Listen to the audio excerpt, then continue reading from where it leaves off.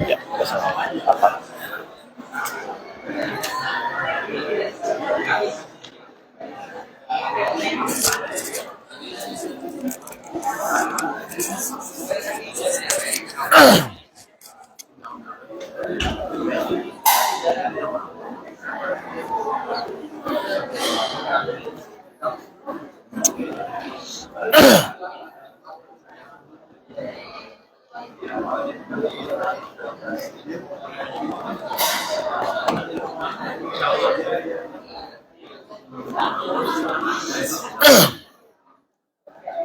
Gimana?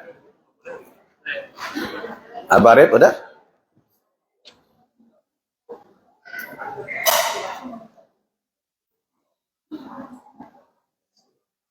Bismillahirrahmanirrahim. Assalamualaikum warahmatullahi wabarakatuh.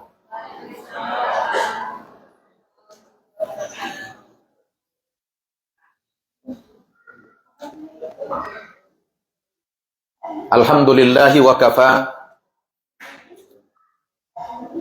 Wassalatu wassalamu ala nabiyyinal mustafa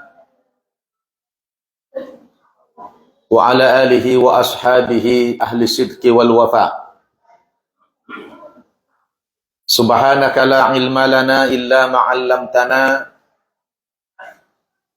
innaka antal alimul hakim.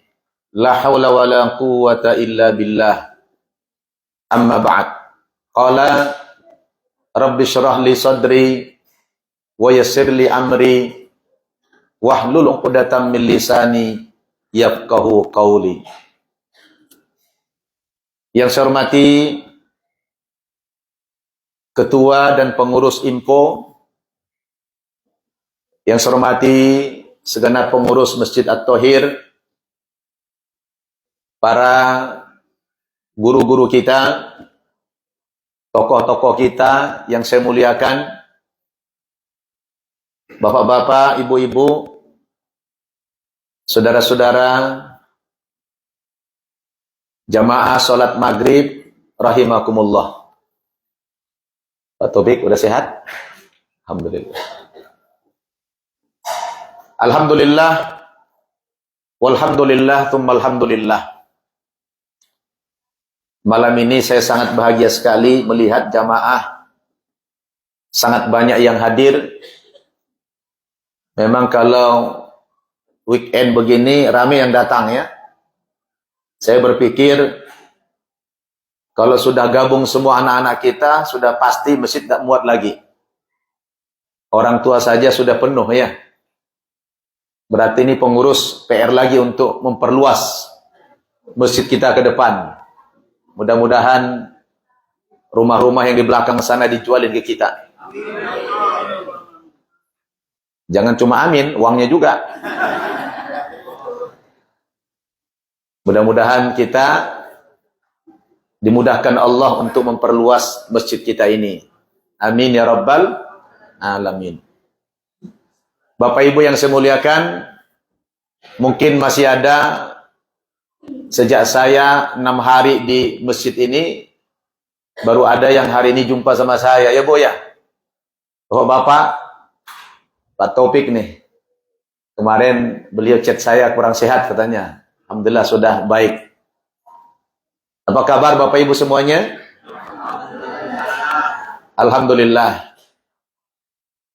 Hari ini ternyata ada acara graduation buat anak-anak kita.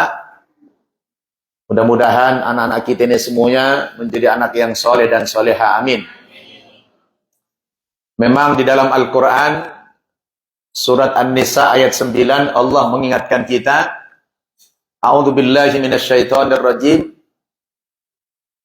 Wal yakhshal ladzina law taraku min khalfihim dzurriyyatan di'afan khafu 'alaihim falyattaqullaha wal yaqulu qawlan sadida. Wahai orang-orang tua muslim, ya, kira-kira begitulah terjemahan lepasnya. Hendaklah kamu senantiasa merasa takut, merasa cemas, merasa khawatir. Apa yang kamu takuti? Kalau kamu nanti tiba-tiba mati mendadak, sementara kamu masih meninggalkan anak-anak generasi kamu di belakang dalam keadaan yang sangat lemah, terutama lemah keimanannya, lemah ekonominya. Sebab kalau kita meninggalkan anak-anak lemah,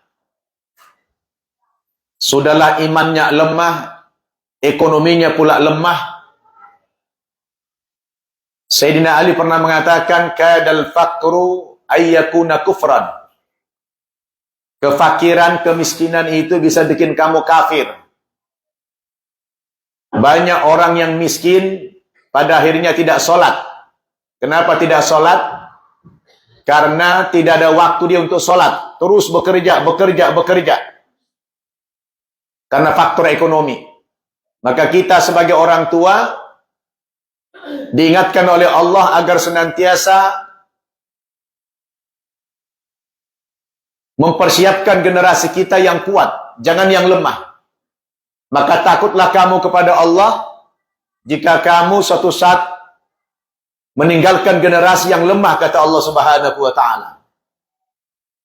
Dan bertakwalah kamu kepada Allah Subhanahu wa taala, dan hendaklah kamu senantiasa mengucapkan perkataan yang benar.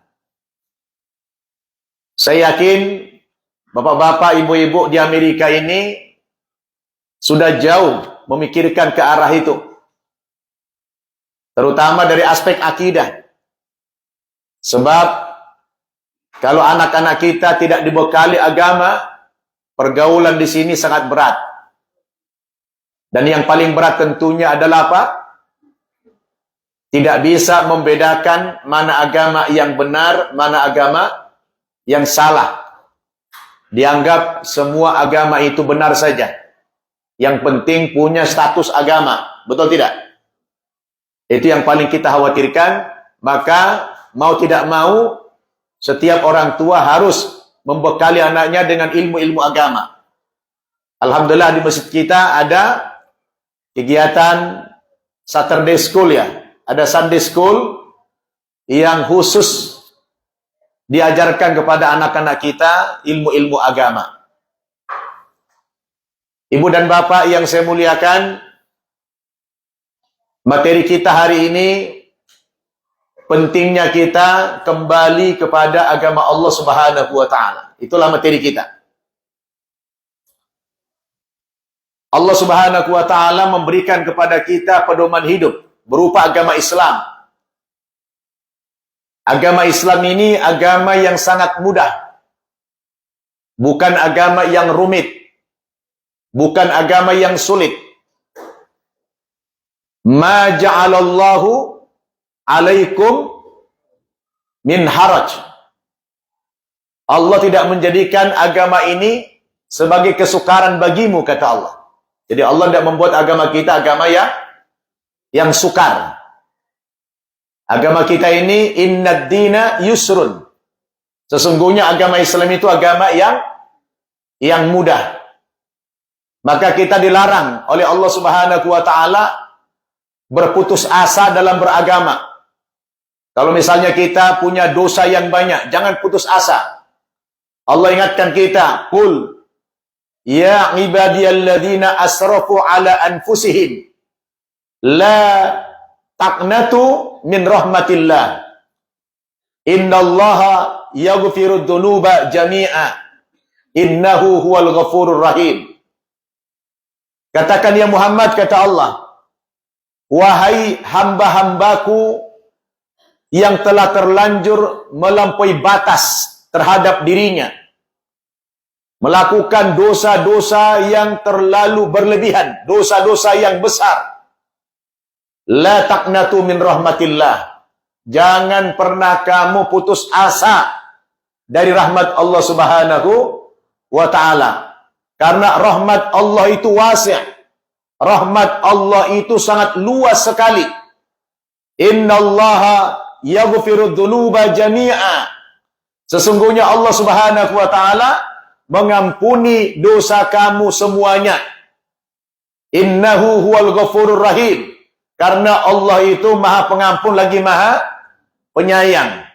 Cuma satu saja dosa yang tidak diampuni oleh Allah. Berapa, Bu?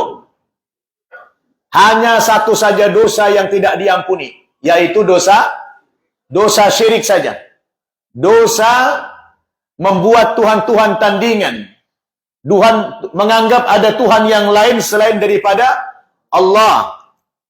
Hanya itu saja dosa yang tidak terampuni. Yang lain Allah ampuni. Maka jangan pernah putus asa dari rahmat Allah Subhanahu wa ta'ala. Dan kabar gembira dari Allah apa kepada kita, Bapak Ibu?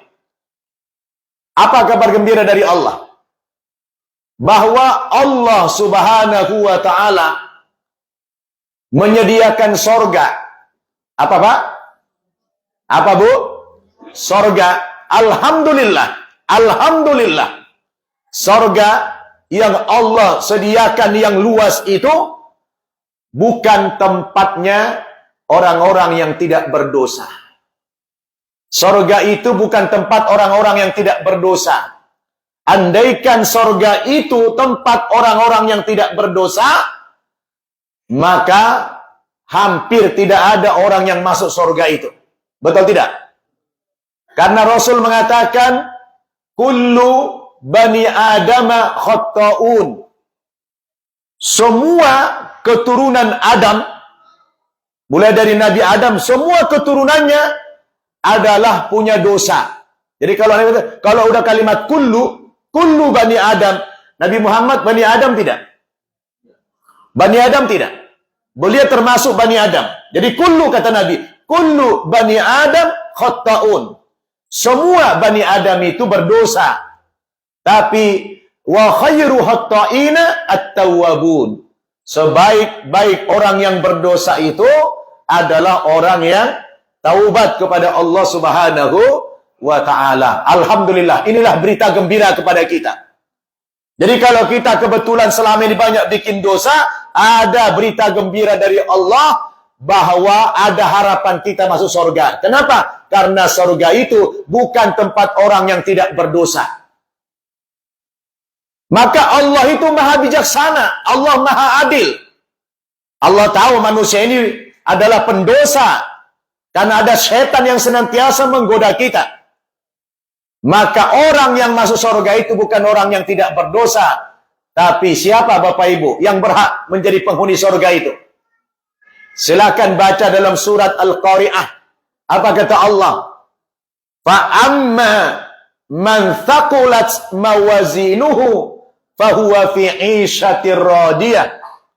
Wa amma man khaffat mawazinuhu fa ummuhu hawiyah wa ma adraka ma hiya narun hamiyah. Fa amma man thaqulat mawazinuhu, Adapun orang-orang yang berat timbangan amalnya, berat timbangan kebaikannya, berat timbangan pahalanya. Siapa yang lebih berat timbangan pahalanya, fahuwa fi 'ishatir radiyah. Dialah yang berhak masuk ke dalam surganya Allah. Dialah yang berada pada keriduan Allah Subhanahu wa ta'ala. Bukan dikatakan orang yang tidak berdosa, tapi fa amma man thaqulat mawazinuhu. Siapa yang berat timbangan amalnya, maka kita ini mumpung hidup, berlomba-lombalah kita Bapak Ibu memperbanyak, memperberat timbangan amal-amal kebaikan kita. Setiap hari kita perberat timbangan amal kita. Dan pahala itu paling gampang dalam Islam. Paling gampang. Apa saja bisa jadi pahala. Bahkan senyum pun bisa jadi pahala. Tabassumuka ala wajhi akhik sedekah. Senyummu di hadapan temanmu, sahabatmu, saudaramu, itu sedekah. Maka kalau bisa Bapak Ibu kemana-mana, senyum aja terus. Besar pahalanya itu. Ya, pokoknya nyengir aja. Tiap jalan nyengir terus. Insya Allah pahalanya gede. Cuma dua kemungkinan. Besar pahala atau dianggap orang sinting kita. Jadi kalau kita belum sanggup sedekah pakai uang, senyum aja dulu. Ya, senyum aja.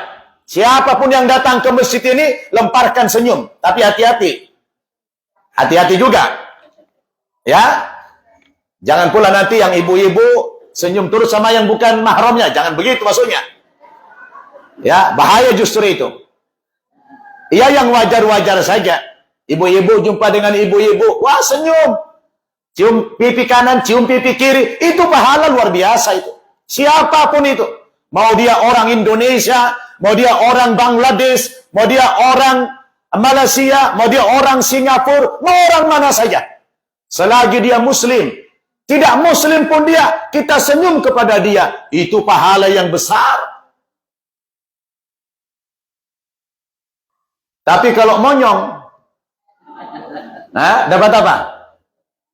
Nah, apalagi disertai dengan suuzon, itu dosa terus itu. Jadi sebenarnya masuk surga itu mudah sekali. Kita setiap hari berusaha memperberat timbangan amal kita, Bapak Ibu. Memperberat timbangan pahala kita tiap hari. Sebab kita sudah banyak dosa, betul? Tapi wa amma man khaffat mawazinuhu. Barang siapa yang ringan timbangan amalnya, ringan timbangan kebaikannya, ringan timbangan pahalanya, fa ummuhu hawiyah. Maka dipastikan tempat orang yang ringan timbangan amalnya ini, dipastikan dia tempatnya di mana? Di neraka hawiyah. Wa ma adraka ma hiya narun hamiyah. Apa itu neraka hawiyah? Neraka hawiyah itu kata Allah, neraka yang paling panas. Na'udzubillahi min dzalik. Maka Bapak Ibu, marilah dengan adanya masjid ini sarana kita untuk berlomba-lomba memperberat timbangan amal kita. Bapak Ibu bangga nggak punya masjid ini? Bangga nggak Bapak Ibu? Kalau bisa semua kita jadi pengurus. Diangkat atau tidak diangkat, jadi pengurus saja. Nggak penting sama kita jabatan, betul tidak? Melihat yang tidak pantas, luruskan. Ada yang tidak beres, bereskan. Ada yang kotor, bersihkan. Ada rasa memiliki. Dan itu dalam rangka memperberat pahala kita terus. Betul? Apalagi ketika kita melakukan dosa misalnya, seketika itu pula kita melakukan taubat kepada Allah. Allah katakan dalam surat Al-Furqan, walladzina la yad'una ma'allahi ilahan akhar wa la yaqtuluna an-nafsa allati harramallahu illa bil haqq wa la yaznun wa may yaf'al dzalik. Apa itu? Lanjutannya. Yalqa athama. yudha'af lahul adzabu yaumal qiyamah wa yakhlut fihi muhana.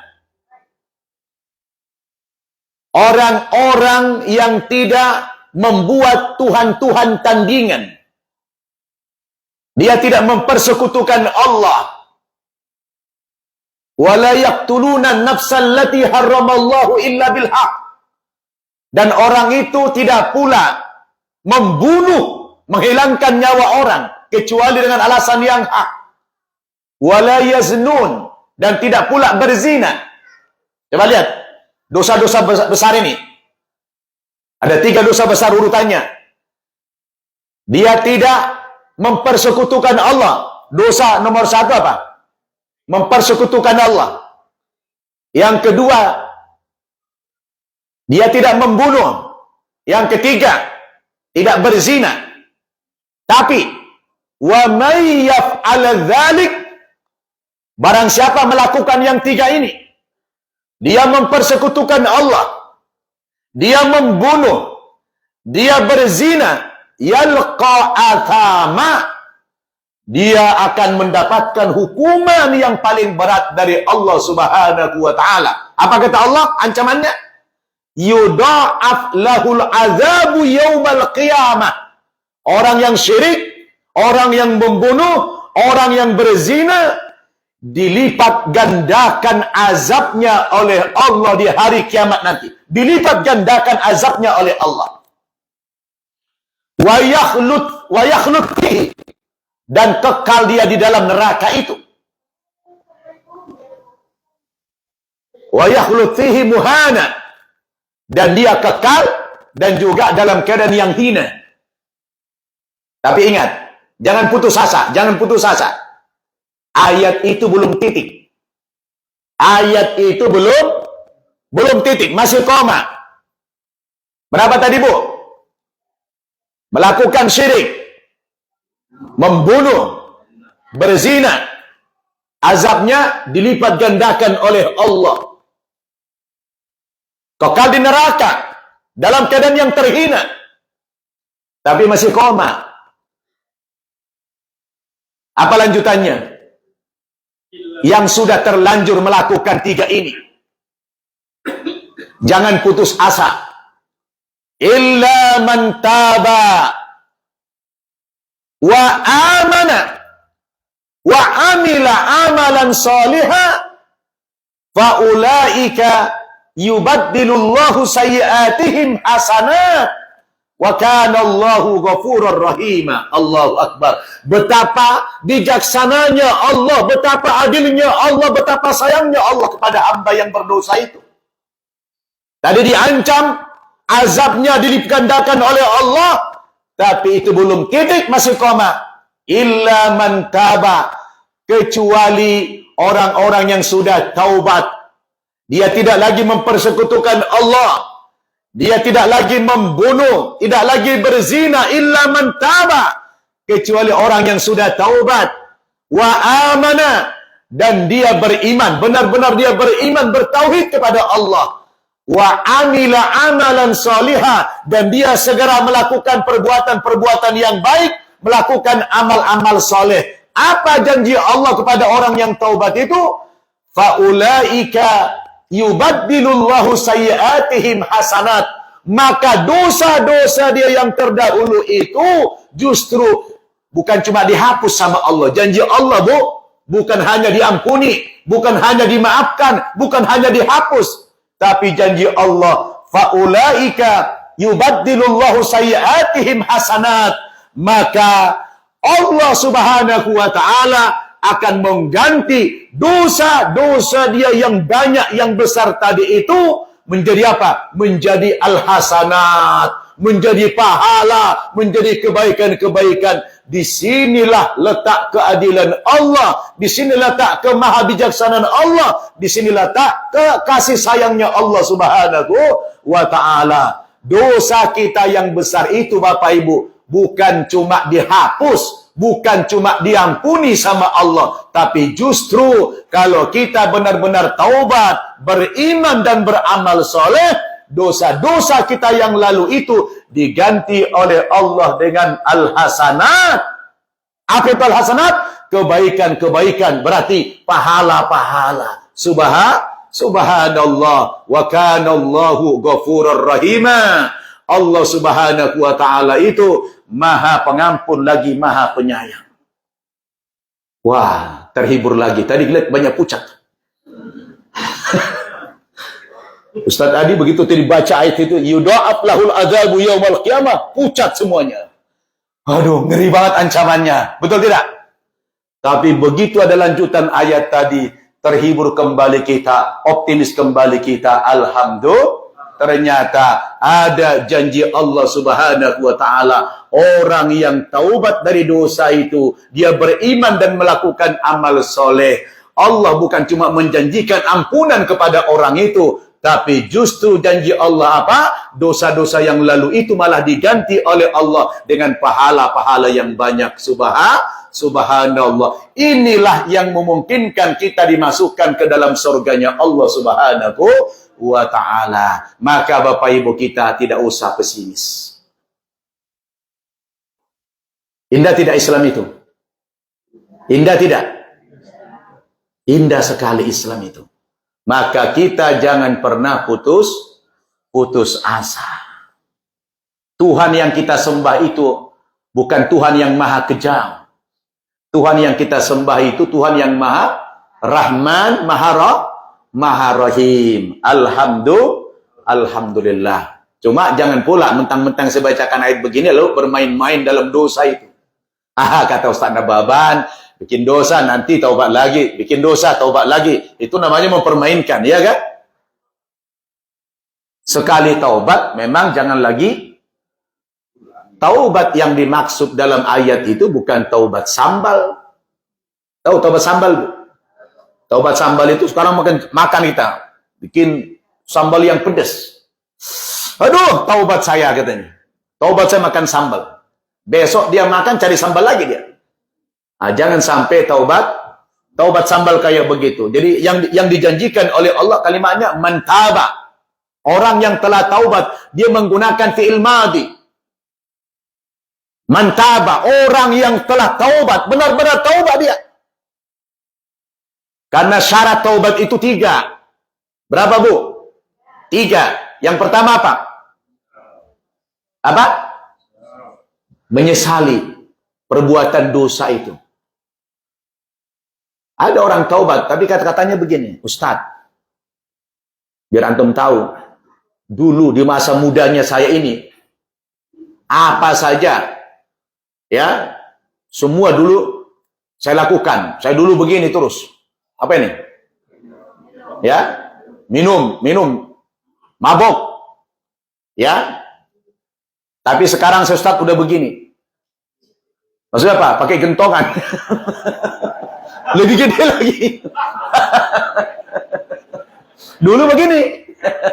Ya, dulu begini. Masih 1 gelas. Sekarang udah begini. Maksudnya pakai gentongan udah. Maksudnya taubat dia begini, sholat maksudnya ya.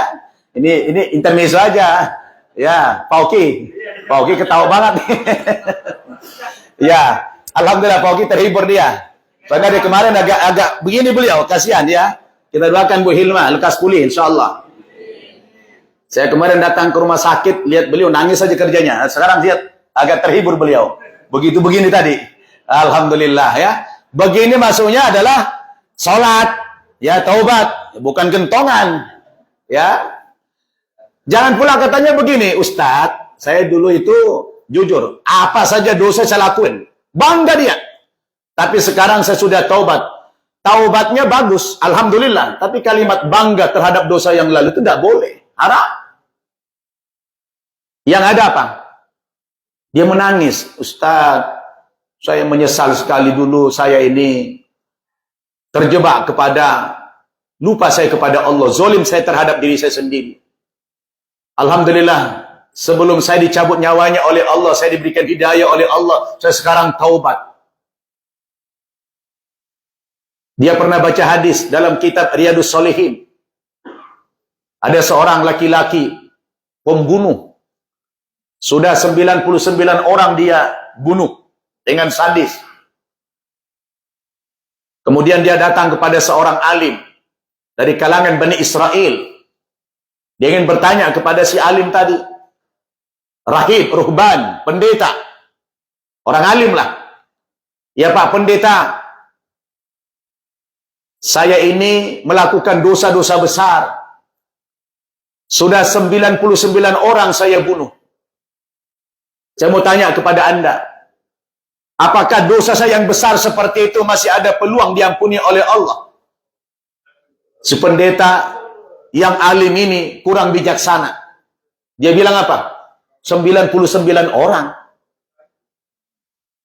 Ya saudaraku, jangankan 99 orang, satu orang saja dibunuh manusia, itu dosanya sangat besar, apalagi 99, bagaimana Allah akan mengampuni dosa?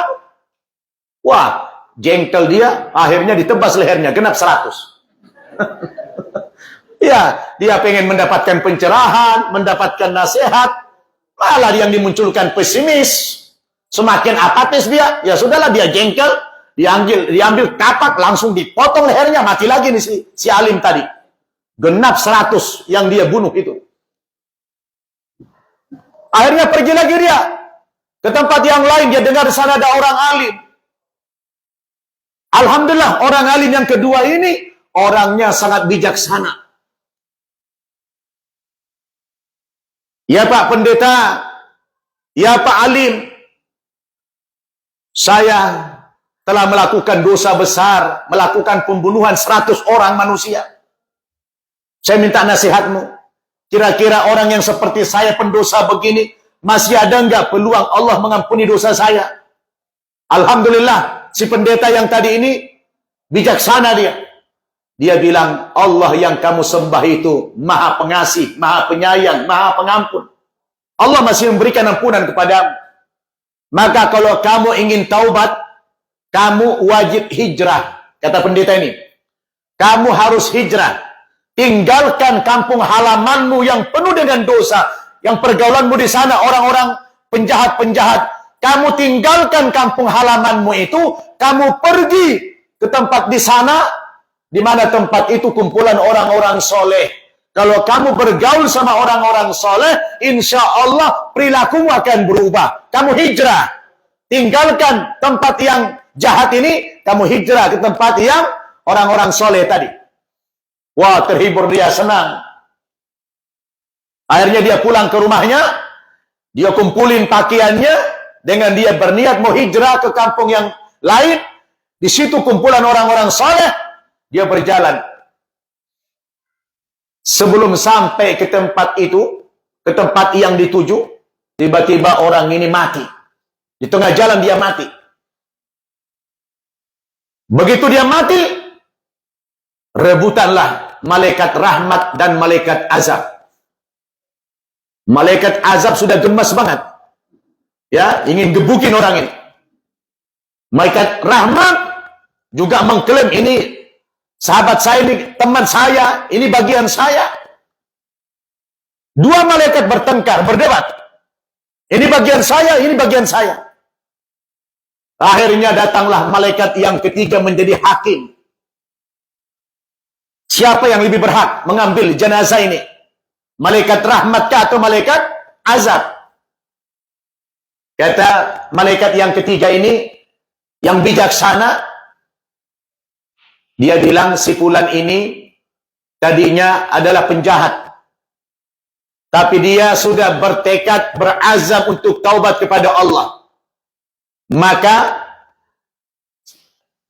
kamu coba ukur perjalanan dari rumah dia, kampung dia, ke kampung yang dituju tempat taubat dia.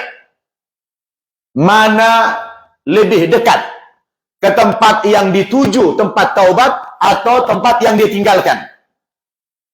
Ketika diukur Bapak Ibu, jarak perjalanan si pendosa pembunuh tadi, ternyata sudah lebih dekat kepada tempat yang dituju, tempat dia mau taubat hijrah tadi.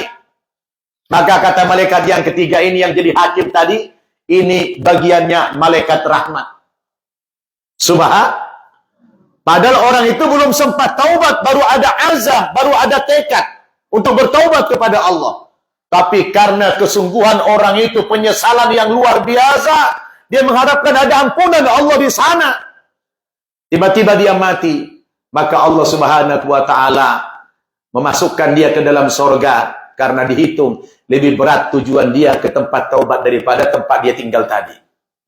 Sebegitunya Bapak Ibu Saudara. Itu ada dalam kitab Riyadhus Shalihin, tentu hadisnya adalah hadis sahih, riwayat Bukhari dan Muslim. 100 orang sudah dibunuh. Tapi ini bukan sebuah alasan pula sehingga kita semakin mengentengkan dosa. Gak begitu. Jangan pula salah paham nanti. Aduh, enak banget ya dalam Islam itu. Kalau gitu saya bikin dosa lagi lah. Nah, jangan. Begitu kita dapat pencerahan yang begini, kita taubat. Taubatnya adalah taubat yang benar. Jadi kita menyesali perbuatan itu. Itu yang pertama. Yang kedua apa? Kita berjanji tidak akan pernah mengulangi perbuatan dosa itu selama-lamanya. Kita berjanji itu.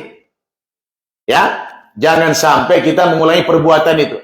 Setiap ada yang mempengaruhi kita atau ada lingkungan yang tidak baik, kita menghindar dari situ. Namanya kita sudah berazam untuk taubat kepada Allah. Dan yang ketiga, yang bersangkutan memperbanyak taubat dengan banyak-banyak beristighfar, mohon ampun kepada Allah. Nabi yang sudah dijamin oleh Allah masuk surga, inna fatahna laka fatham mubina liyaghfira lakallahu ma taqaddama min dzambika wa ma ta'akhkhar. Rasul itu sudah dijamin oleh Allah Subhanahu wa taala masuk surga. Tidak ada dosanya lagi. Kalaupun ada, kata Allah, dosamu yang lalu, sekarang, dan yang akan datang sudah diampuni sama Allah. Tapi walaupun demikian Bapak Ibu, Rasul itu tidak kurang 100 kali tiap hari taubat, 100 kali baca istighfar kepada Allah. Orang yang sudah dijamin masuk surga, istighfarnya minimal berapa kali? 100 kali. Kita tidak ada jaminan apa-apa. Baca istighfar berat, malas, betul tidak? Perbanyak istighfar. Syukur-syukur hafal doa Sayyidul Istighfar itu. Di situ ada unsur apa? Unsur ketauhidan, memurnikan tauhid. Allahumma anta rabbi. Allahumma anta rabbi. Ya Allah, Engkaulah satu-satunya Tuhanku. La ilaha illa anta. Tidak ada Tuhan-Tuhan lain yang aku sembah kecuali Engkau ya Allah. Khalaqtani. Engkau telah ciptakan aku ya Allah. Wa ana abduka. Saya ini tidak siapa-siapa. Saya ini hanyalah seorang yang bernama hamba. Ya, apapun status sosial saya, mau presiden, mau apa, tapi saya ini adalah hambamu ya Allah. Aku hamba, bukan siapa-siapa. Kalaupun saya diangkat jadi ini, itu hanya masyarakat saja mengangkat saya. Tapi di hadapanmu aku hanyalah seorang hamba. Wa ana ala ahdika wa wa'dika mastata'tu. Oleh karena itu saya akan tetap komitmen melaksanakan semua sumpah dan janji-janjiku kepadamu semampuku. Abu'u laka bi ni'matika alayya. Saya mengakui bahwa semua yang aku terima ini berupa kesehatan, berupa kekayaan, berupa apa saja rezeki, aku mengakui dan menyadari ini semua adalah anugerahmu. Ini semua adalah pemberianmu. Wa abu'u bidzambi, dan aku juga mengakui dosa-dosaku semuanya. Faghfirli, maka ampunilah dosaku ya Allah. La yaghfiru dzunuba illa anta. Sesungguhnya tidak ada yang bisa mengampuni dosaku ya Allah kecuali hanya Engkau. Kita hafal ini, kita hayati ini, insya Allah kita menangis. Betul tidak? Kita memperbanyak istighfar, terutama Sayyidul Istighfar, induknya istighfar ini, dengan kita khusyuk sendiri di malam hari. Ya, ketika bangun tidur jam 2, jam 3 malam, kita baca doa Sayyidul Istighfar ini. Insya Allah taubat kita diterima oleh Allah Subhanahu wa ta'ala. Kalau taubat kita sudah diterima oleh Allah, maka dosa-dosa yang lalu yang banyak itu diganti oleh Allah dengan al-hasanat. Faulaika yubaddilullahu sayyi'atihim hasanat. Maka Allah ganti dosa-dosa yang dulu menjadi pahala yang sangat banyak. Alhamdulillah. Oleh karena itu, beragama ini Bapak Ibu harus kita utamakan. Beragama itu harus kita dahulukan. Jadi jangan ada kata, kenapa nggak datang ke pengajian? Aduh, nggak ada waktu, sibuk. Jangan. Beragama itu harus luangkan waktu. Bukan cari waktu yang luang. Betul? Luangkan waktu. Kita usahakan kita mengatur waktu kita. Bagaimana? Semaksimal mungkin. Datang makmurkan ini masjid. Ya, maka lil musyrikin ayamuru masajid Allah syahidina ala anfusihim bil kufr. Tidak mungkin orang-orang musyrik di sekitar ini yang memakmurkan ini kalau bukan kita, betul? Tidak mungkin. Siapa yang layak memakmurkan ini? Innama ya'muru masajid Allah man amana billahi wal yaumil akhir. Orang yang pantas memakmurkan rumah Allah ini adalah orang-orang yang mengaku beriman kepada Allah dan beriman kepada hari akhirat. Di sini kita. Tadi pagi saya terharu. Ada saudara kita sholat subuh di sini. Berapa menit dia tempuh perjalanan ke sini? Dia butuh waktu 1 jam. Sholat subuh berjamaah 1 jam. 1 jam itu jalan lu nggak crowded. Jalan mulus. Kira-kira kalau 1 jam itu berapa kilo itu? 90 kilometer. 60 mil kurang lebih. Subhanallah. Betapa besarnya pahala orang itu. Di Indonesia, saya bilang tamsil, di Indonesia berapa banyak orang yang di samping rumahnya itu masjid. Tapi dia tidak pernah nongol ke masjid. Betul? Tapi orang di Amerika ini sering bikin saya menangis. Sering bikin saya menangis, Pak, di Amerika ini. Kenapa? Saya terharu. Bahkan pernah saya dulu di Houston, di Masjid Istiqlal. Jumpa dengan seorang mu'allaf. Asli orang Amerika. Saya 4 hari waktu itu di Masjid Istiqlal. Setiap subuh di samping saya dia ada. Lalu saya penasaran, saya tanya. Perkenalan. Saya lihat kamu ini orang asli Amerika. Kalau boleh tahu kamu muslim asli atau mu'allaf? Dia bilang saya mu'allaf. Sudah berapa lama kamu Islam? 8 tahun. Allahu Akbar. Kamu berapa jauh jarak rumah kamu ke sini? Dia bilang paling cepat 1,5 jam. Paling cepat 1,5 jam. Kadang-kadang hampir 2 jam. Bergantung kondisi fisik saya.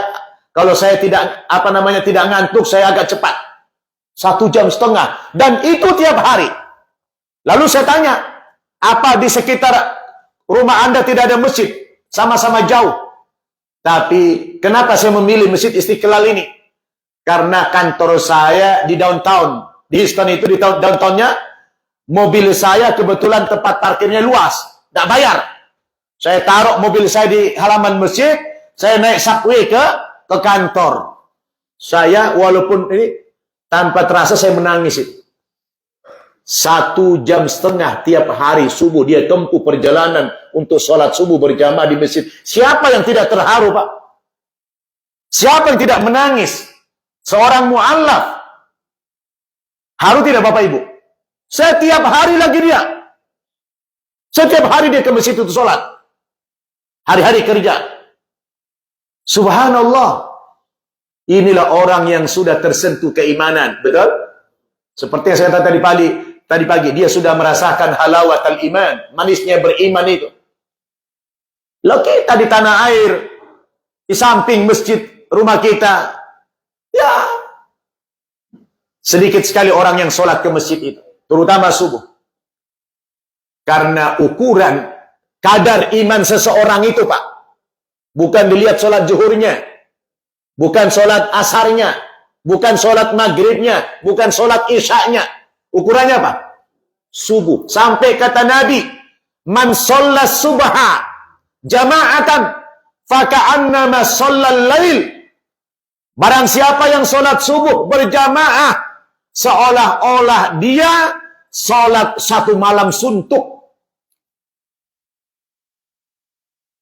Saya banyak aneh-aneh saya temukan orang di Amerika ini. Saya pernah di Tulsa. Pernah juga mengalami di Tulsa. Nangis juga saya. Itu ada juga mu'allaf. Pas hari Jumat.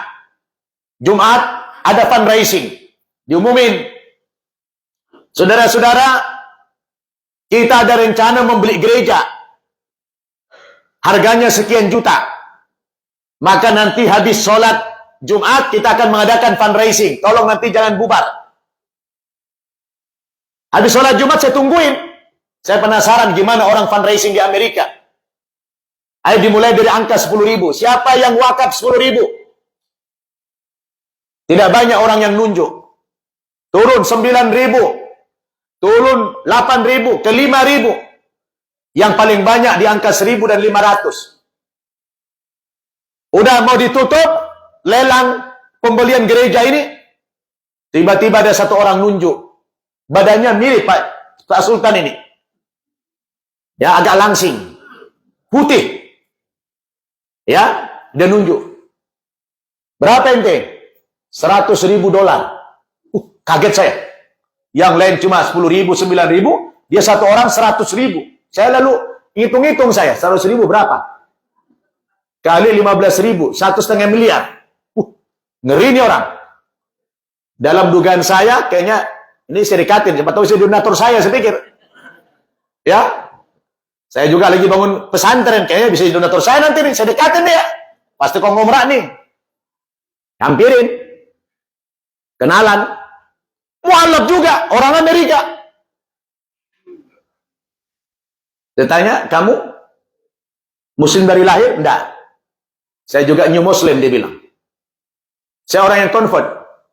Oh gitu. Kamu sama dengan saya bilang. Saya peluk dia, nangis saya. Terus, kamu seorang diri berani wakaf $100.000. Kalau boleh tahu, Anda kerjanya apa? Anda pengusaha apa? Bisnis apa? Apa dia bilang? Jauh dari bayangan saya. Dia bilang, saya hanya supir taksi. Yang benar, saya bilang. Iya, supir taksi. Kok banyak sekali uang kamu? 100.000. Dia bilang, saya dari muda sudah jadi supir. Saya bercita-cita pengen beli rumah. Umur saya sekarang sudah 65 tahun. Setelah saya tanya-tanya di mana-mana harga rumah minimal 350.000. Uang saya cuma 100.000. Saya berpikir, udah 40 tahun saya jadi supir. Dan juga saya bisa beli rumah. Maka tadi saya dengar ketika ada fundraising, membeli gereja, dijadikan masjid. Saya spontan berpikir, kayaknya kalau saya nunggu-nunggu rumah di dunia ini, nggak akan dapat saya. Lebih baik uang 100.000 ini, saya wakafkan saja. Siapa tahu nanti di akhirat dapat istana saya. Wah, saya nangis Pak, saya peluk dia. Saya bilang, saya tidak ada imannya. Tidak ada segini iman saya dibanding Anda. Nangis saya Bapak Ibu. Iman saya tidak ada segini dibanding Anda. Anda hebat. Anda mu'alaf. Anda sudah punya pemahaman. Anda seperti Abu Bakar. Semua hartanya disediakan di jalan Allah. Punya pemahaman bahwa Anda akan membangun istana di akhirat. Subhanallah. Saya merasakan dahsyatnya. Seperti ada biji yang masuk ke dalam hati saya. Masuk ke situ. Saya spontan menangis. Merasa saya rendah iman saya di mata dia, Bapak Ibu Saudara. Hebatnya iman orang itu. Saya banyak mendapatkan keanehan-keanehan di Amerika ini yang bisa memantapkan iman saya kalau pulang dari sini. Banyak hal pelajaran yang saya dapatkan, Bapak Ibu. Masih ada rupanya Abu Bakar di zaman sekarang, saya pikir. Mu'alaf lagi. Dia bilang, kalau saya cari lagi uang, tidak mampu saya lagi. Berapa tahun? Saya sudah 65 umur saya. Mana dapat lagi saya kalau umur 70, mana dapat lagi saya $250.000 dalam waktu 5 tahun, tidak mungkin. Maka saya kasihlah semua uang saya, dia bilang, biarlah nanti kalau saya mati, saya rumah di akhirat saja. Ini yang menyentuh hati saya, Bapak Ibu Saudara. Maka pulang dari sana, saya ingin meniru orang itu, saya amalkan. Maka alhamdulillah, Saya terinspirasi dari orang itu. Saya alhamdulillah memiliki 6 buah pesantren. Di Indonesia itu ada 6 buah pesantren. Tapi saya sampai hari ini, niru dia. Saya sampai hari ini, jangankan rumah, tanah sejengkal pun saya tidak punya. Tanah sejengkal pun saya tidak punya. Yang sifatnya milik pribadi saya, harta pribadi saya tidak punya. 1 jengkal, jangankan semeter, sejengkal begini tidak punya saya. Kenapa? Saya terinspirasi dari si mu'allaf yang tadi. Subhanallah. Lah Ustaz tinggal di mana? Saya buat rumah di pesantren. Pesantren itu sudah saya wakafkan semuanya. Jadi saya akhirnya numpang di pesantren yang saya bikin. Kalau saya mati, itu tidak bisa saya wariskan kepada anak saya rumah itu. Tapi kalau anak saya tinggal itu boleh, tapi tidak bisa diperjualbelikan. Kenapa? Saya terinspirasi dari orang itu. Ternyata dengan pola pikir yang begitu, Allahu Akbar. Allah semakin berikan saya rezeki. Ini Pak Sultan tahu sudah berapa kali ke pesantren kita. Yang terakhir, saya kemarin dikasih tanah oleh Bapak Alwin Arifin.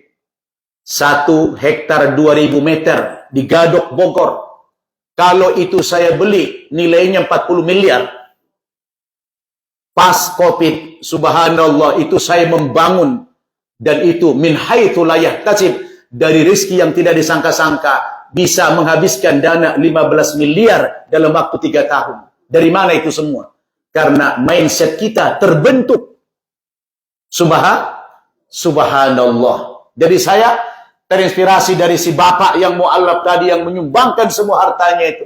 Ternyata Bapak Ibu, ketika kita punya pola pikir yang seperti itu, semakin dikejar dunia kita ini, semakin dikejar harta kita ini Bapak Ibu. Bukan semakin miskin kita, tidak. Semakin dikejar kita oleh dunia ini. Betul tidak? Maka kalau akhirat yang menjadi orientasi kita, maka dunia itu akan ikut. Betul tidak? Maka filosofinya begini, kalau Bapak Ibu nanam padi, rumput pasti tumbuh. Betul? Kalau kita nanam padi, rumput pasti tumbuh. Coba Bapak Ibu tanam rumput, tumbuh nggak padi? Hah? Coba tanam rumput, tumbuh nggak padi? Aneh. Kita tanam padi, rumput tidak ditanam tapi tumbuh. Giliran kita tanam rumput, padi tidak tumbuh. Aneh kan? Itu apa artinya? Kalau Bapak Ibu tanam akhirat, Allah ghayatuna, Allah yang menjadi cita-cita kita, Allah yang menjadi tujuan kita, akhirat yang menjadi orientasi kita, maka dunia ini akan ikut dengan sendirinya. Betul? Dunia akan ikut. Tapi kalau dunia yang menjadi cita-cita kita, dunia yang menjadi tujuan hidup kita, akhiratnya ikut nggak? Akhiratnya akan tinggal. Betul tidak? Maka mindset yang begini yang harus kita ciptakan. Ya? Teruslah kita, Allah yang menjadi ghayatuna, Allah yang menjadi tujuan hidup kita. Insya Allah, Allah akan senantiasa memberikan kita jalan yang terbaik. Bapak Ibu, ini dulu pengantar, udah mau isya kita supaya ada waktu kita bertanya jawab.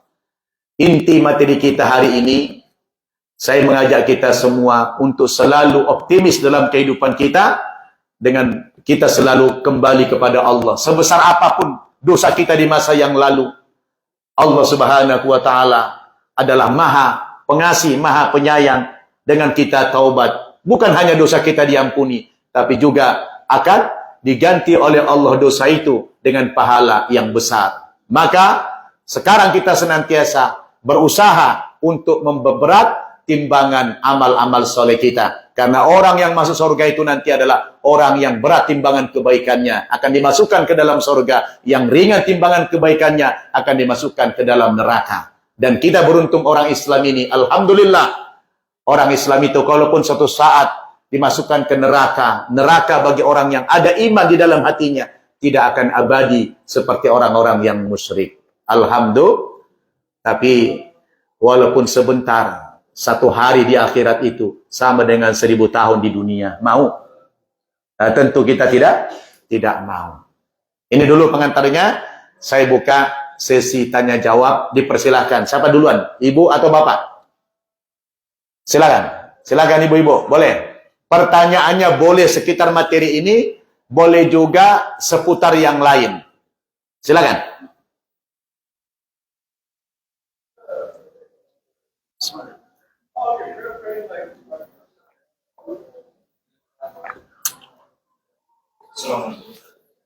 Waalaikumsalam.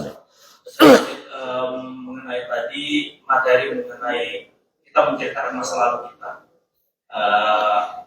Tentunya kalau misalnya dengan rasa kebanggaan itu kan tidak boleh.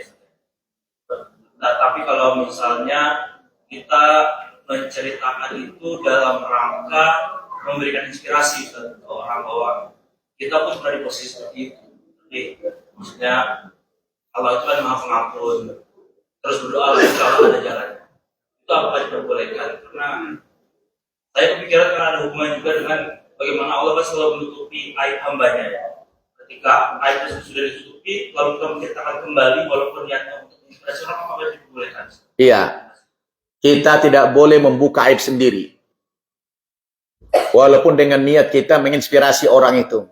Oh, saya juga pernah dulu membunuh loh. Nah, saya juga dulu pernah berzina loh, tidak usah. Jadi tutuplah rapat-rapat aib pribadi kita kalau antum mau menginspirasi orang itu dengan nasihat saja. Ya akhi, antum jangan putus asa. Allah yang kita sembah itu Tuhan kita, Maha Pengasih, Maha Pengampun. Jadi saran saya kepada antum, bukan cuma antum yang berdosa, saya pun pernah bikin dosa. Tapi jangan sebutkan, general saja. Ya, itu boleh. Tapi kalau dibuat detail, oh saya dulu pernah gini, jangan. Itu sama dengan kita merendahkan diri sendiri. Allah sudah mulai mengangkat derajat kita, tapi kita jatuhkan kembali derajat kita itu jangan. Yang tadinya dia udah hormat sama kita, akhirnya berubah dia sama juga rupanya, gitu ya. Nah, jadi hambar jadinya. Dia tidak udah segan, udah hormat sama kita. Tapi dengan kita menceritakan itu, akhirnya dia sepele lagi sama kita. Jangan. Ya, jadi tidak boleh kita mengungkap kejelekan kita di masa yang lalu itu. Kita tutup rapat-rapat, cukuplah kita dengan dengan Allah menangis perbanyak, kita menceritakan kepada Allah, ya Allah, saya melakukan dosa ini semua. Sebetulnya tanpa aku sebut juga kau sudah tahu ya Allah. Tapi untuk ya mengharapkan rahmatmu, kasih-Mu ya Allah, aku sebutkan ini dosa aku, ampuni ya Allah. Nah, itu boleh. Ya, gitu. Ya, silakan ibu-ibu.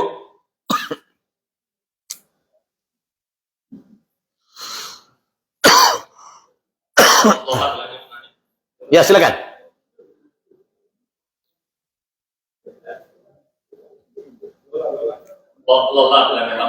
Ya.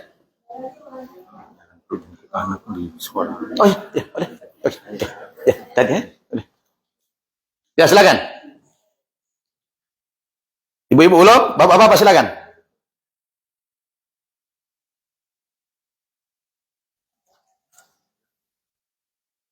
Silakan Bapak Ibu. Tentu ya. Enggak ada. Alhamdulillah, kayaknya lapar semua nih. Ya. Ada Bu? Ada? Ada? Belum? 1 and 2 and ada Ustaz kan Ustaz? Enggak ada. Enggak ada kayaknya. Oke. Pintar semua Pak ya. Tadi sebelum mulai acara ini, Ustadz Said Abud mengingatkan saya, tolong disampaikan kepada jamaah tentang takbir muqayyad dengan takbir yang mursal. Ya, takbir yang muqayyad itu adalah takbir yang oleh kita sebut takbiran.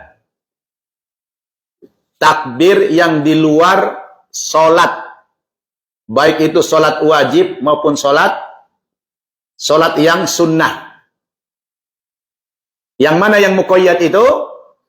Seperti takbiran di hari raya Idul Adha. Nah, tanggal berapa itu? 10, 11, 12, 13. Jadi kita takbiran itu. Allahu Akbar, Allahu Akbar, Allahu Akbar. La ilaha illallah, wallahu akbar. Allahu Akbar walillahil hamd. Nah itu 4 hari berturut-turut. Setiap habis sholat yang 5 waktu, kita takbiran. Ya, takbiran, ya nggak usah lama-lama lah. Sampai tanggal 13 Zulhijjah, asar. Maghrib jangan lagi. Nah, itulah takbir yang muqayyad. Tadi siapa yang naik ini? Siapa tadi agak lihat? Enggak ada? Ibu-ibu? Mau nanya? Oh, engkau rupanya. Oke, silakan yang lain. Masih ada? Kalau enggak kita sholat. Ya, silakan. Assalamualaikum warahmatullahi wabarakatuh. Waalaikumsalam. Seperti yang kita pernah ngobrol itu, ada kalau di ajaran agama kita itu ada ajaran yang kalau kita melihat kebatilan, hentikan dengan tanganmu. Ya. Kalau tidak bisa, hentikan dengan mulutmu. Ya. Kalau tidak bisa, dengan hatimu. Itulah lemah-lemah iman. Ya. Nah, kemungkaran atau hal-hal apa yang pantas untuk kita menjalankan ini? Misalnya kalau sekedar misalnya, oh sih itu cukupnya pakai kunut, saya enggak, dan seterusnya. Apakah pantas kita melaksanakan hal seperti itu? Terima kasih. Kemungkaran kan jelas. Yang hak jelas, yang mungkar jelas. Yang halal jelas, yang haram jelas. Yang kalau Nabi katakan man ra'a minkum mungkaran falyughayyirhu biyadihi.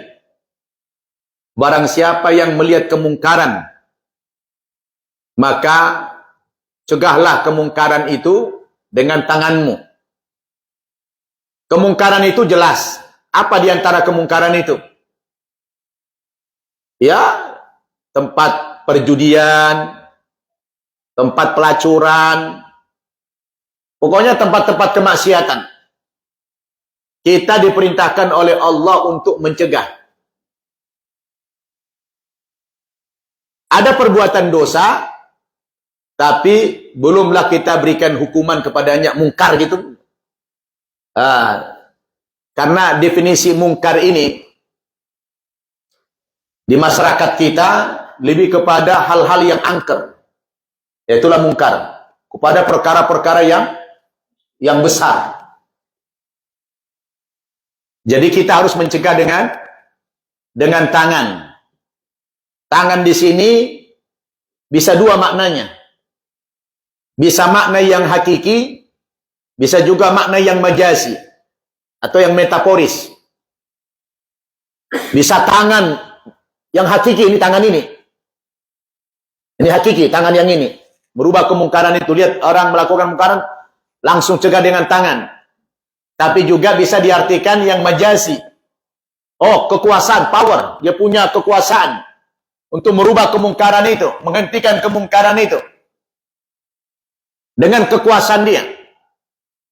Contoh itu ada di Jakarta, sebuah hotel yang itu dijadikan tempat prostitusi. Terkenal. Apa namanya itu? Nah, kayaknya pengalaman nih.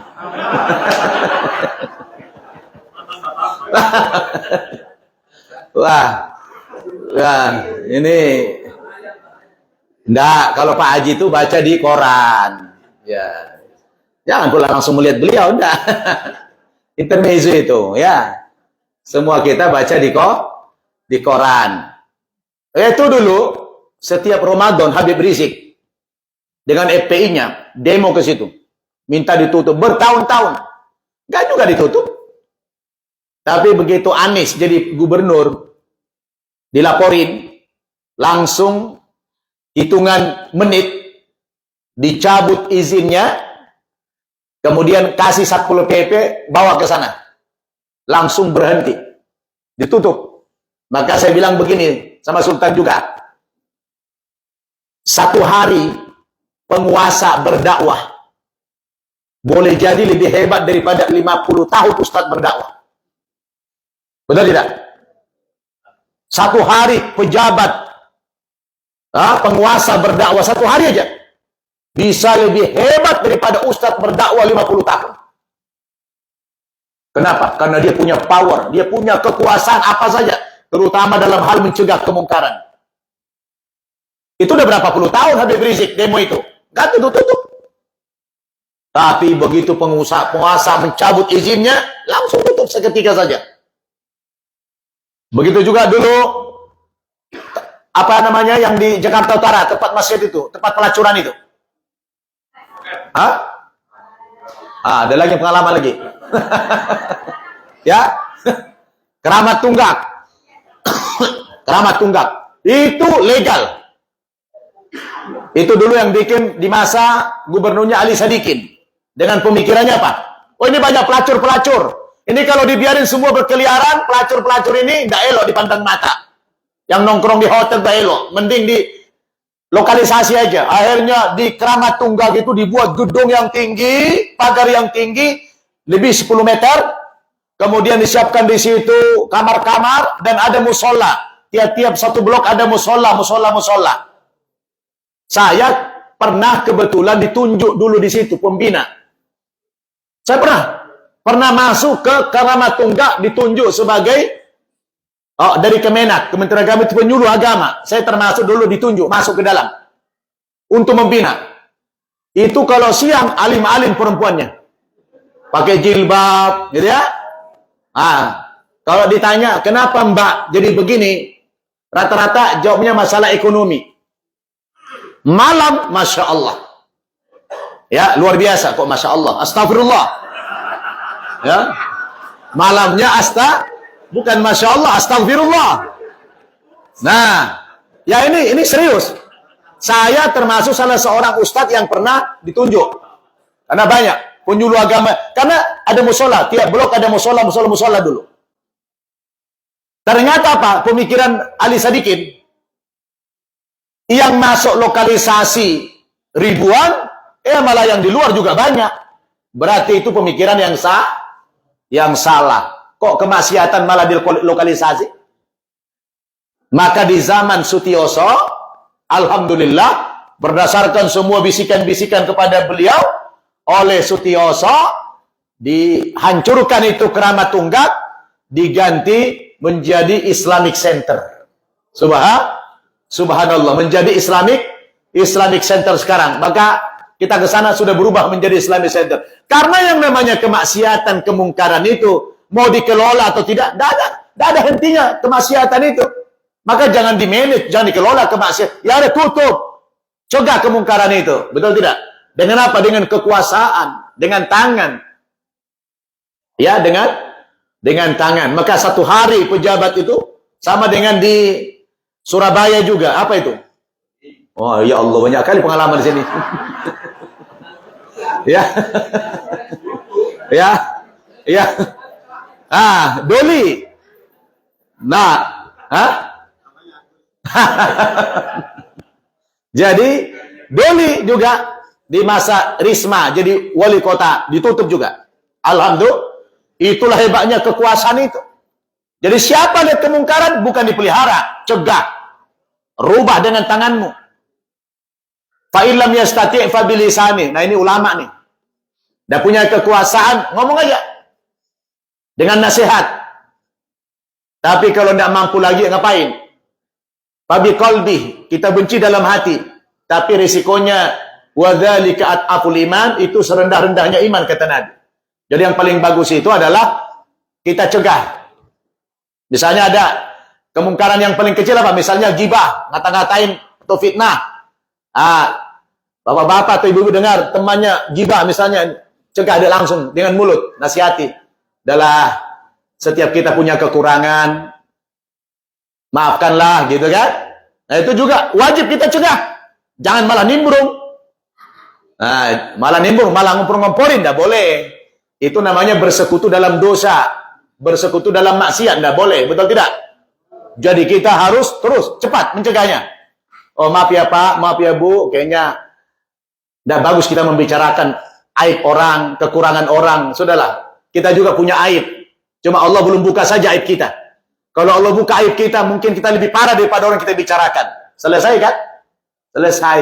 Jadi akhirnya damai hidup kita ini. Betul lah Bapak Ibu? Nah, jadi ada kalanya penguasa itu ya dakwahnya lebih hebat daripada ustadz-ustadz para penceramah ini. Ya kan? Maka kita berusaha jadi pejabat lah. Ya. Ya Pak Haji pulang aja jadi ini. Lamar. Di sini ada yang sudah melamar. Pak ini. Pak Margono, calon bupati di Cilacap. Ya, beliau calon bupati itu. Kalau lihat tampangnya bakal tuh kayaknya. Pak Margono insya Allah lah ya jadi bupati beliau. Nah, tapi yang berhasil tidak pernah melakukan pemilihan, tapi langsung dilantik itu Pak Yongki itu. Alhamdulillah. Beliau dulu di Masjid KJRI, setahu saya, beliau muadzin, tukang azan. Pulang-pulang, tahu-tahu jadi raja. Kaget saya. Wah, langsung jadi raja. Gubernur saja melantik beliau duduk di bawah, beliau di atas. Oh, langsung seketika derajatnya. Kenapa? Beliau tidak cari jabatan, tidak minta jabatan, tapi rupanya dari nasab. Oh, ada nasabnya rupanya ya. Nasab keturunan raja. Tapi memang dasar didikan Amerika, didikan Amerika luar biasa. Apa?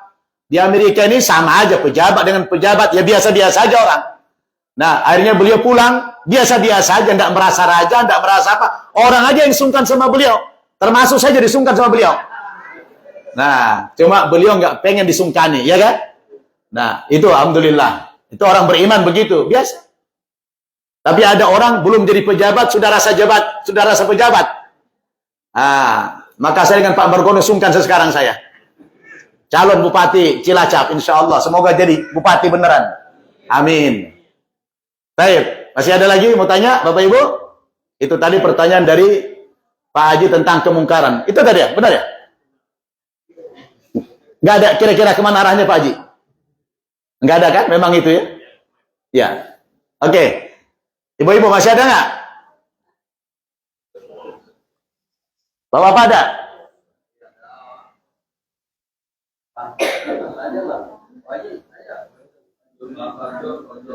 Ya, silakan Pak Haji Rejo, silakan.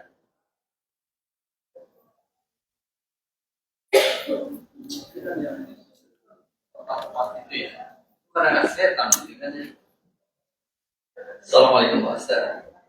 Waalaikumsalam warahmatullahi wabarakatuh. Saya mau tanya dengan kaitan setan tadi, karena yang garap tadi, yang terang tadi, tempat-tempat yang ada tadi.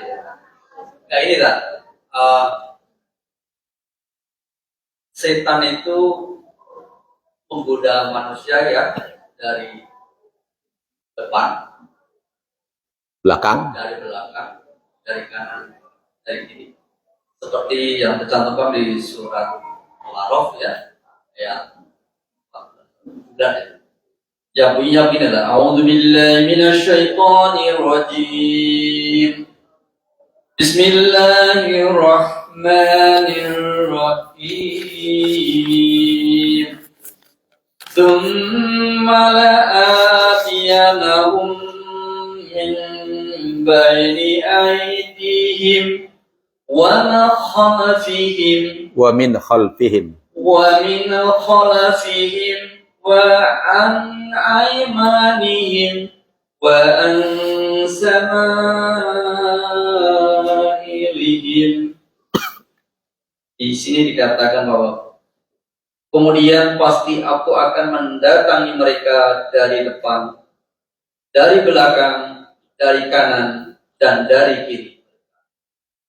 Pertanyaan saya Pak Ustaz, ada dua arah yang tidak disebut, yaitu di bawah dan di atas.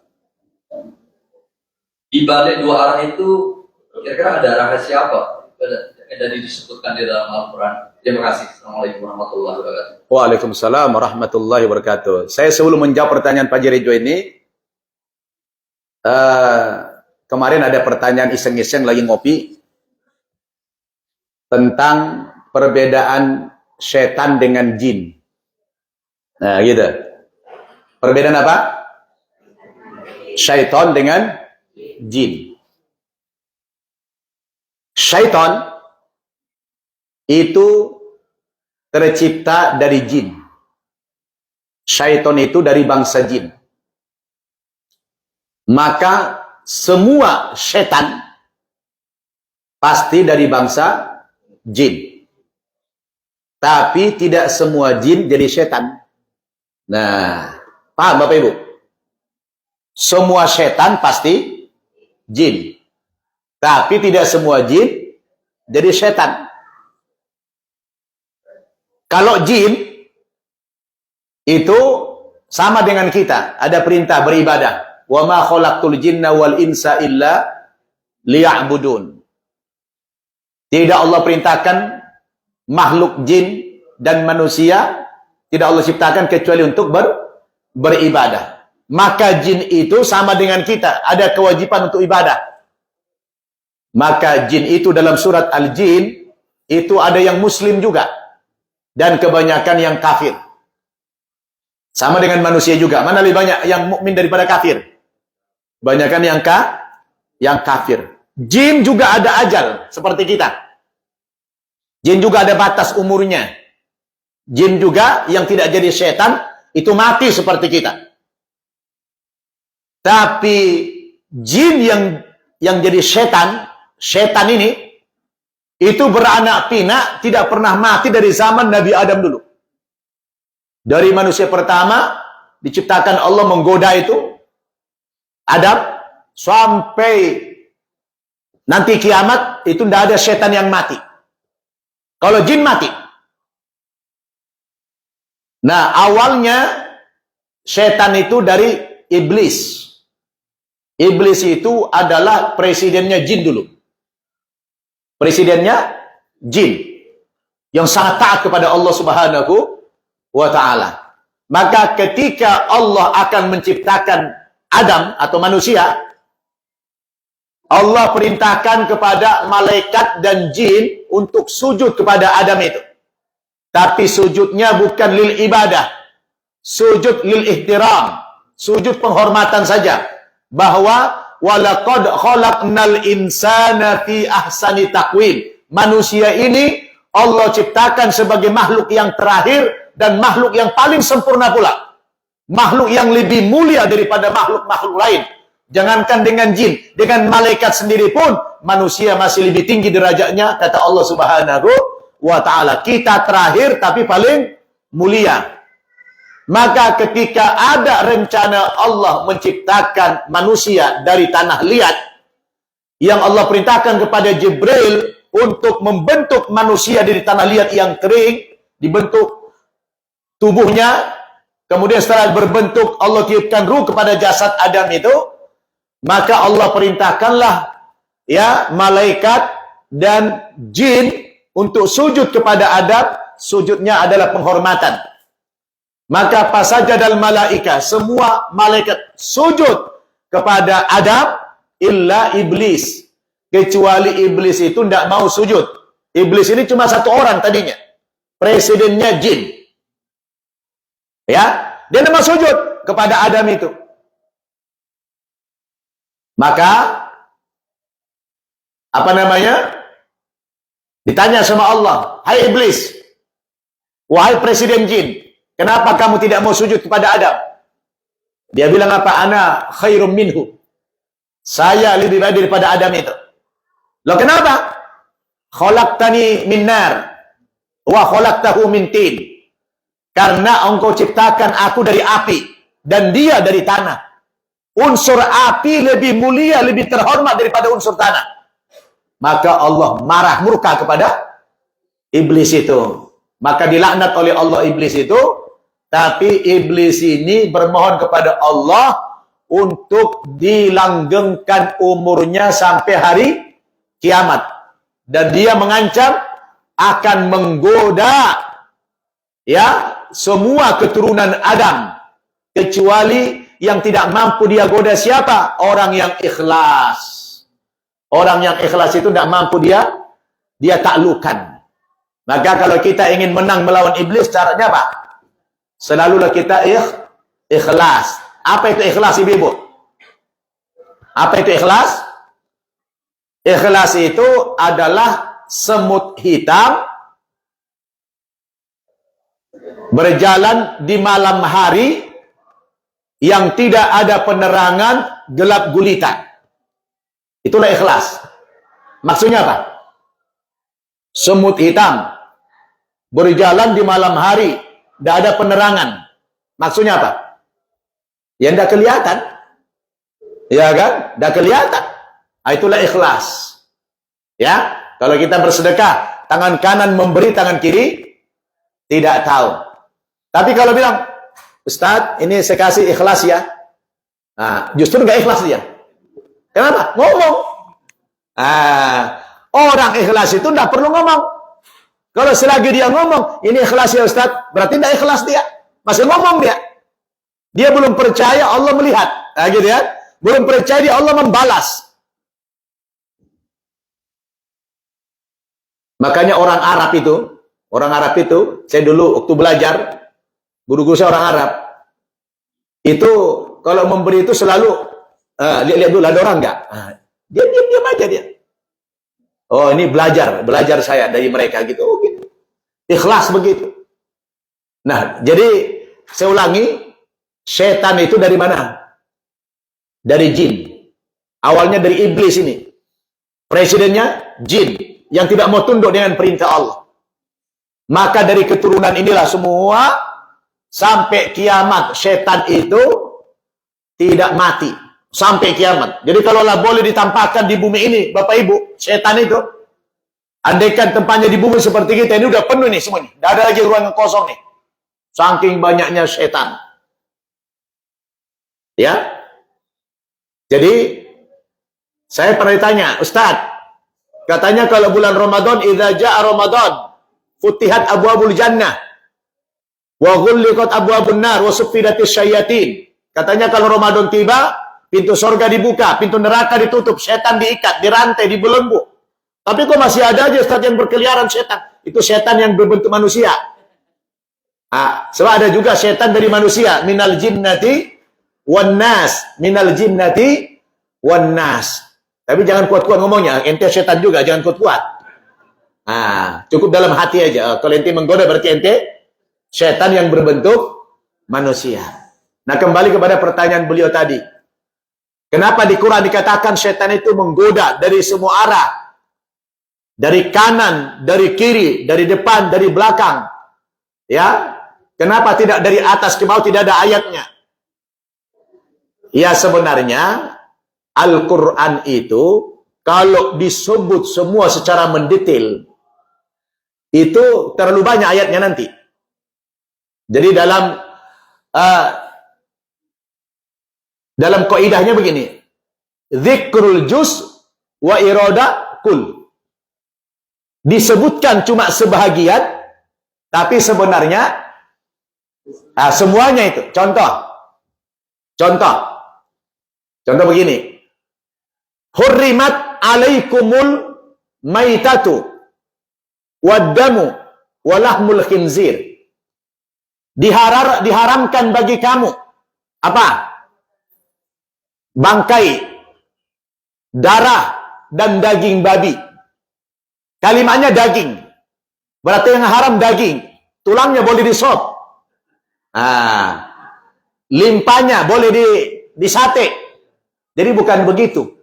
Jadi kalau dalam bahasa Quran itu memang dia lebih global. Tapi itu sudah mencakup sebetulnya detail itu. Tapi kalau diperinci, seperti pertanyaan berikutnya, kalau sampai atas bawah, kanan juga masih ada lagi, barat masih ada, barat utara, barat daya, barat masih banyak lagi. Itu nanti terlalu butuh ayat panjang-panjang.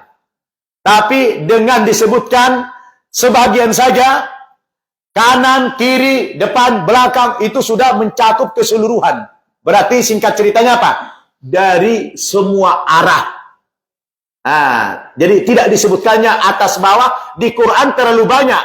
Disebutkan sebahagian saja, tidak semua. Tapi sebenarnya maksudnya semua. Contoh lain.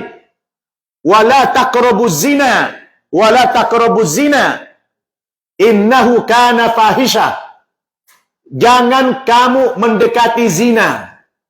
Berarti yang dilarang mendekati. Kalau zina tidak apa-apa dong. Kan itu. Karena larangannya jangan mendekati zina. Bukan jangan kamu berzina. Kenapa tidak kalimatnya? Jangan kamu berzina. Kenapa enggak begitu? Ya, karena kalau disebut wala taqrabuz zina, jangan mendekati zina, karena orang berzina itu ada proses. Ada proses itu. Ya, ada proses. Kan orang tidak ujuk-ujuk langsung zina. Ada proses di situ. Mula-mula mata mandang mata dulu. Lalu jatuh ke hati. Lihat kanan kiri tak ada polisi. Wah, udahlah. Sama-sama pula. Makanya hindari. Yang bukan mahram jangan dekati. Maka bahasanya wala taqrabuz zina, jangan dekati zina. Jangan lalu dipahami. Kalau gitu zina boleh? Tidak. Kalau mendekati zina saja haram, apalagi melakukan zinanya. Jadi Pak Haji Rejo, tidak disebutkannya atas bawah, tentu tidak ada rahasia apa-apa di situ. Itu maksudnya udah keseluruhan. Tapi saya tidak tahu, mungkin ada ulama yang punya rahasia lain. Ya, mungkin Pak Haji pernah dengar, mungkin boleh dijelaskan Pak Haji. Apakah pernah dengar ada Ustadz menjelaskan kenapa tidak disebutkan digoda dari atas ke bawah? Apa rahasianya? Mungkin ada, boleh ditambah.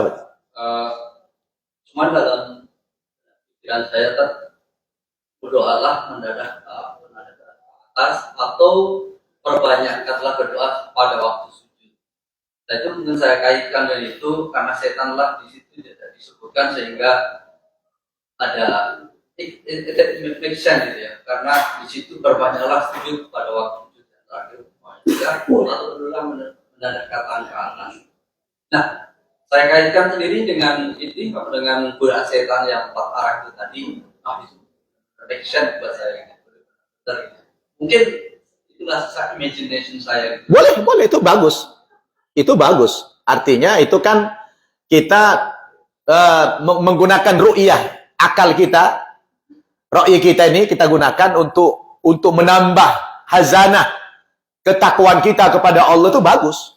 Oh, ngambil filosofinya. Maka supaya kita sering berdoa. Kenapa nggak disebut atas bawah? Oh, kita harus sujud.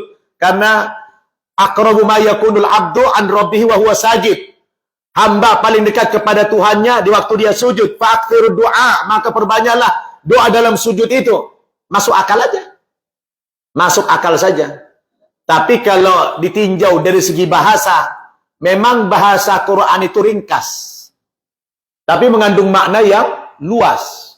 Ya. Kalau diperinci, detail, itu adalah sangat membutuhkan ruang, tempat, lembaran-lembaran ayat Quran yang begitu banyak sekali. Maka dengan dibuat simple-simple begitu, orang sudah paham, dan nanti yang membuat itu tafsilan, memperinci itu, ada lagi Nabi, hadis. Nabi nanti yang memperincinya.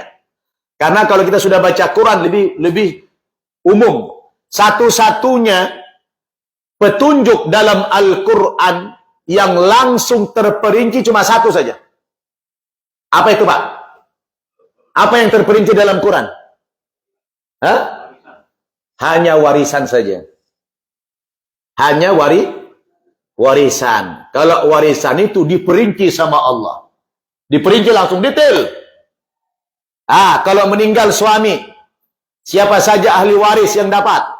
Istri berapa persen dapat?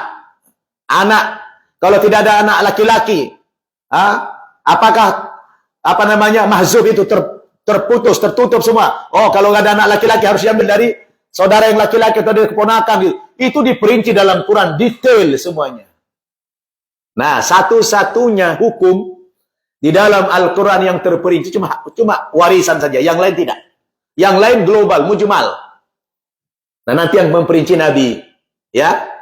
Tapi sebenarnya kita pun bisa berkhoyal. Kita juga bisa berimajinasi.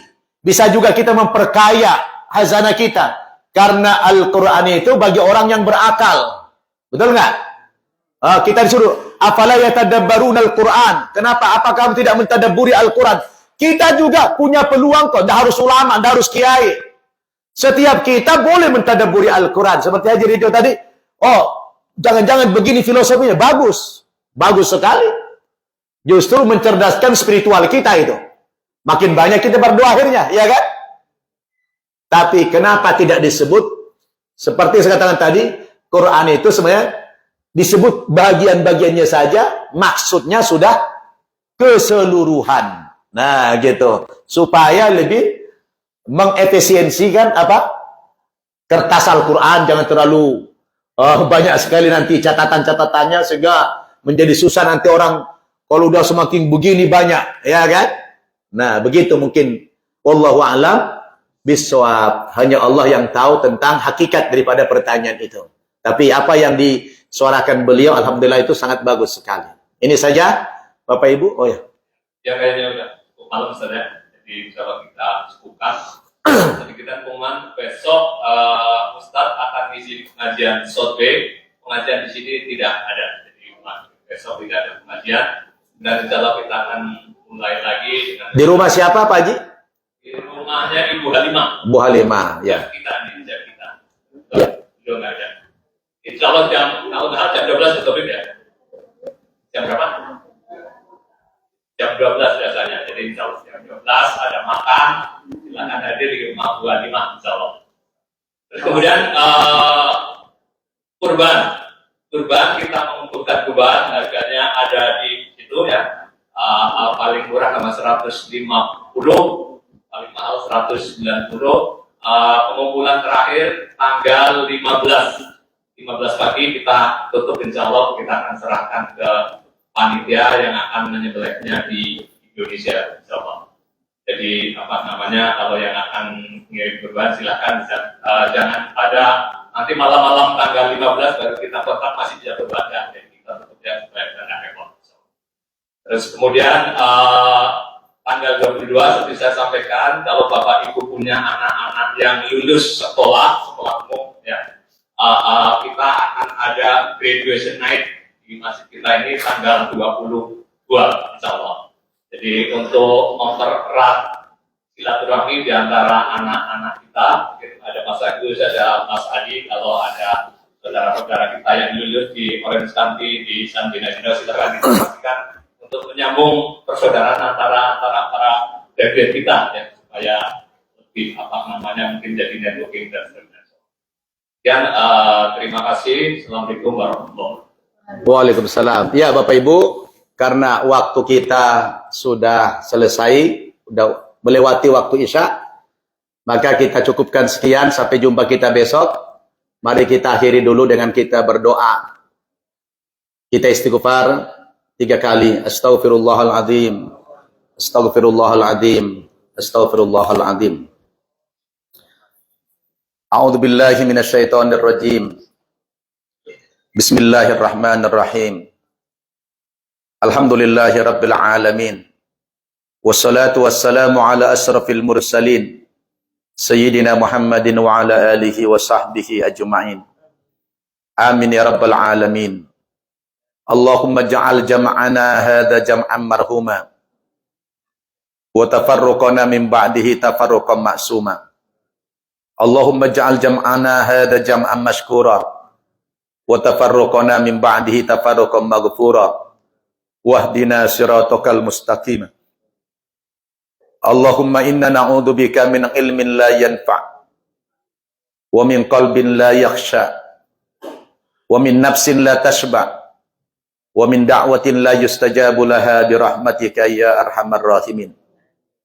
Allahumma ya Allah, segala puja dan puji syukur kami persembahkan kehadirat-Mu Rabb atas perkenan dan ridho-Mu. Pada malam hari ini kami dapat hadir di majlis ini dalam rangka untuk silaturahmi dan sekaligus untuk menimba ilmu agama-Mu ya Allah.